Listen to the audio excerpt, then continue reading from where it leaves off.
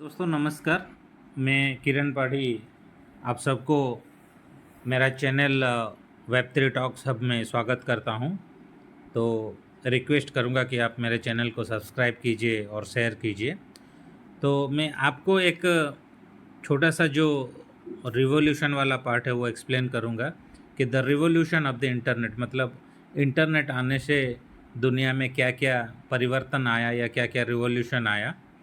तो पहले जो हम बोलते थे कि इंटरनेट नहीं था, तब जो टाइम था, हमारा समय था, उसको हम वेब जीरो बोलते हैं, वेब जीरो। और अभी जो टेक्नोलॉजी पे हम काम कर रहे वो वेब थ्री टेक्नोलॉजी है। तो ये जो जर्नी है वेब जीरो से वेब थ्री टेक्नोलॉजी, वो कैसे मतलब एक रिवॉल्यूशन हुआ या ट्रांसफॉर्मेशन हुआ, उसके बारे में थोड़ा एक्सप्लेन करूँगा।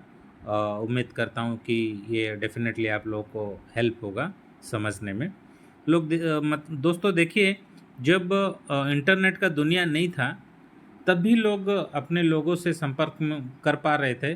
तो वो कैसे करते थे? इंस्टेंटली तो नहीं हो पा रहा था, तब भी लोग अपने किसी रिलेटिव के थ्रू मैसेज भेजते थे, या किसी को कुछ अर्जेंट मैसेज भेजना होता था तो लोग पोस्ट ऑफिस में जाके टेलीग्राम करते थे, या किसी को पैसा भेजना था तो कुछ मनी ऑर्डर करते थे पोस्टल में जाके। ओके। तो या किसी को मतलब संपर्क जो लोग रहते थे, उन लोगों को कुछ मैसेज भेजना है तो लोग पोस्ट कार्ड से या इनलैंड लेटर से चिट्ठी लिखा करते थे। तो वैसे मतलब लोगों का जो इंटर कनेक्शन रहता था, तभी ऐसे हो रहा था बिफोर इंटरनेट। जब इंटरनेट आया, जब वेब जीरो का जब ज़माना शुरू हुआ, इंटरनेट का ज़माना शुरू हुआ, तो तब धीरे धीरे क्या हुआ कि जो यहाँ पे देख पा रहे होंगे आपकी बिफोर द इंटरनेट इवन है, मतलब जब इंटरनेट नहीं था तब भी कुछ चीज़ें जो टेक्निकली चल रहा था, एग्जिस्ट था मार्केट में। एक था फैक्स मशीन, दूसरा था पेजर्स और लैंड फोन्स। फैक्स मशीन क्या है? अगर आपको किसी को मैसेज भेजना था या भेजना मतलब ज़रूरी रहता था, तो आप और जो जिसको मैसेज भेजना है तो उनके आसपास के कोई भी फैक्स का नंबर लाके आप फैक्स कर पा रहे थे। मतलब अगर यहाँ पे कुछ फैक्स करेंगे तो ड्राफ्ट करने के बाद वो वहाँ पे ऑटोमेटिकली वो फैक्स मशीन से वो पेपर निकलेगा प्रिंट होके। फिर पेजर्स क्या हुआ? अगर आपके पास घर में लैंडलाइन रहता था वगैरह रहता था, तो आप वो पेजर के साथ, अगर आप ये छोटा सा एक डिवाइस है जो नोटिफिकेशन का डिवाइस, तो वो कनेक्ट करने से आपको नोटिफिकेशन आता था कि आपका फ़ोन कॉल आया है या आपको कोई मैसेज भेजा है। वैसे बहुत सारी चीज़ें, मतलब नॉर्मली नोटिफिकेशन के लिए पेजर्स को यूज़ किया जा रहा था मार्केट में। और लैंडलाइन मतलब कि अभी जैसे मोबाइल फ़ोन है, इंस्टेंटली हम कनेक्ट कर पा रहे थे, तब भी लैंडलाइन था। लैंडलाइन के ज़रिए हम लोगों के साथ संपर्क में रहते थे। तो ये हो गया वेब जीरो का जर्नी। उसके बाद जब वेब वन का ज़माना शुरू हुआ, ओके, इंटरनेट का ज़माना, तब भी क्या क्या हुआ कि हम लोगों को सिर्फ मतलब बहुत रेस्ट्रिक्शन था तभी।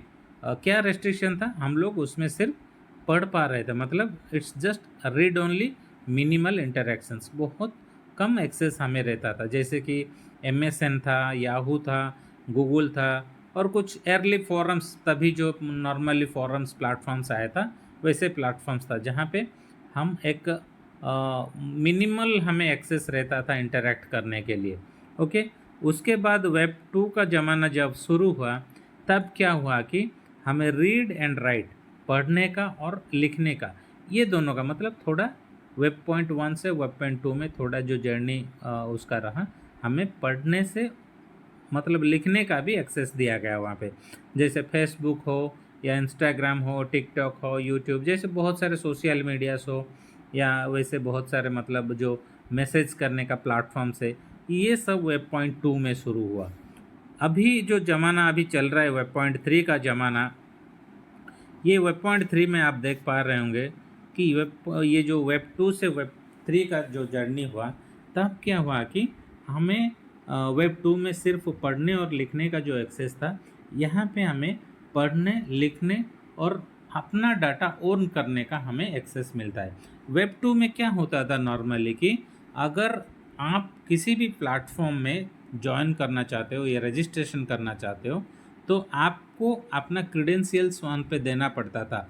क्या क्रीडेंशियल्स? आपको केवाईसी करना पड़ता था अपने कुछ डॉक्यूमेंट के साथ, जो एक सिक्योर डॉक्यूमेंट रहता था, आधार कार्ड हो, पैन कार्ड हो, या अपने मेल आईडी, मोबाइल नंबर, ये सब डाल के आपका केवाईसी कंप्लीट करना पड़ता था। तो वहाँ से क्या होता था, ये जो बड़े बड़े कंपनीज रहते थे, फेसबुक, टिकटॉक, यूट्यूब, ये सब क्या करते थे कि हमारा जो डेटा रहता था वो बाहर लोगों को, मतलब थर्ड पार्टी को बेच के बहुत, तो तभी क्या होता था कि ये लोग थर्ड पार्टी को बेच के अपने बहुत सारे, मतलब ये लोग पैसा कमाते थे, जो वेब 2 में टेक्नोलॉजी में हो रहा था।